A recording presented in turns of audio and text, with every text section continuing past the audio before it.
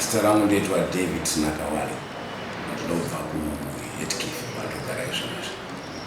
Kusvika panapa ndasvika kune nyaya yangu yanetsa mhuri kubudikidza netsvimbo inonzi iyo yakashayika kubudikidza yatorwa nebaiwa loya Gweta aimirira kwasha wangu kuma60s ikoko. Zvakaitika nezvekuti first born emba medu yakamitiswa nemumhuri poster panda yaishanda muThompson Depot. Nokudaro baba vangu vaiva vashanda sapuki ndobva vanokwidza nyaya yekumatare kuti mwana wangu aita sei amitiswa nemurume uyu. Murume wangu semunhu wechipurisa anga ane mari nguva idzodzo akakwanisa kutora Gweta ndokuzopiwa musi wekuenda kukoti. Koti yacho yaitogerwa pamutsviti nguva idzodzo. Saka mai vangu nababa vangu vakaenda kukoti ikoko. Baba vangu vava netsvimbo iyo yaiva yemumusha, yaiva nzvimbo yehushe. Hushe hwedu kwatinobva kunobereka baba vangu kumaravo. So nzvimbo iyi vakaisiya panze vachipinda mukoti.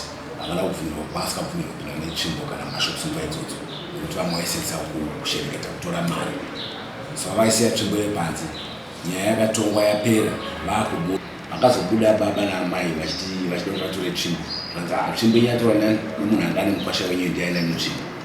Saka baba vangu vakangosiya vakangotyawo semunhu kuti vakazoti Gweta vaita ndingakwanisa kuti nditevere nzvimbo yekuvasiya. Nokudaro chimwe same story iyoyo kuti sei vasina kutevera nzvimbo iyo imhaka yekuti vaitya semunhu aisenza sapuki. Inini ndaberwa ndiri mumabhacha ndakabiwa apedza yakabiwa kuhospital. Saka ndakangosarawo ndiri vanhu havana kuita kutevera nyaya iyo. Up to now mwana akangotsakatika zvakadaro.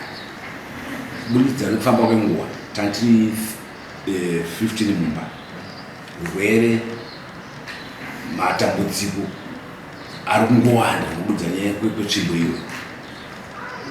So mukufamba varwariwa patinotanga kubvunzwa inyaya yetsvimbo iyo, asi kuti vatitaurire nzvimbo iyi iri papi havakwanisa kutitaura.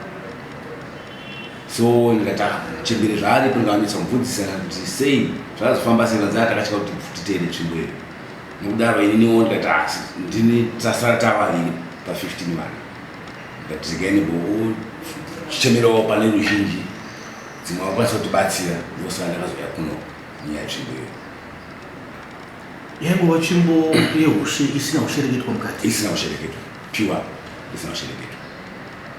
Hushe wokwani iyoyo? Ndio kwa dambo kuri kuMalawi. Zvimare Nakawale dambo Mudzinza district Malawi. Nekuti baba vangu vari vasikana 5 iye vari mukomana 1 chete.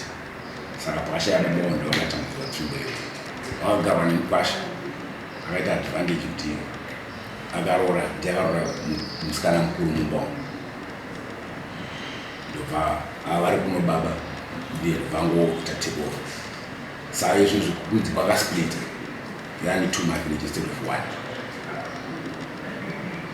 Mambenge muchitaura nenyaya yekuti amai vari kurwara mune fungidziro huru yekuti urwere hungangodaro huri kukonzerwa zvakare netsvimbo iyoyo, zvakamira sei?